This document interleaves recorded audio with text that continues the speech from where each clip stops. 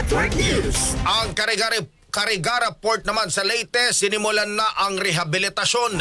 Kasama mo mula sa RMN Tacloban si Radyo Manchester Sanita. RMN Live Reports.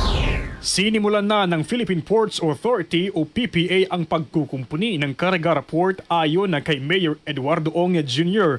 Batay sa naunang impormasyon, naglaan ang PPA ng 20 million pesos na pondo para sa pagsasaayos ng nasabing pantalan upang mapabuti ang structural integrity nito. Target na matapos ang proyekto sa loob ng 6 na buwan. Matatandaang isa ang Carigara Port sa mga tinitingnang alternatibong pantalan na maaaring gamitin ng mga sasakyan na kailangang tumuwid mula Leyte patungong Samar o Matnog at mula Samar at Matnog pabalik ng Leyte. Lalo na nang magkaroon ng problema sa San Juanico Bridge kung saan nilimitahan sa 3 tonelada ang bigat ng mga sasakyang maaaring dumaan. Gayunman, hindi ito agad na isakatuparan dahil sa natuklasang problema sa struktura ng pantalan. Ayon sa PPA, malaki ang pinsalang maaaring idulot kung daraanan ito ng mga mabibigat na sasakyan kaya't kinakailangan munang ayusin. Noong nakaraang taon, nanawagan ang Sangguniang Panlalawigan ng Leyte sa PPA na ipaayos ang Carigara Port upang makatulong sa transportasyon ng mga produkto at pasahero sa pagpapaunlad ng ekonomiya ng lalawigan at sa mabilis na paghahatid ng tulong sa panahon ng kalamidad. Dagdag pa ni Mayor Ong, patuloy ang pakikipag-ugnayan ng lokal na pamahalaan sa PPA at sa pribadong sektor upang magkaroon ng ferry o roro operators na gagamit ng pantalan kapag ito ay muling naging operational. Kasama mo sa RMN Tacloban, Radyo Manchester Sanita, Tatak RMN. RMN Network News.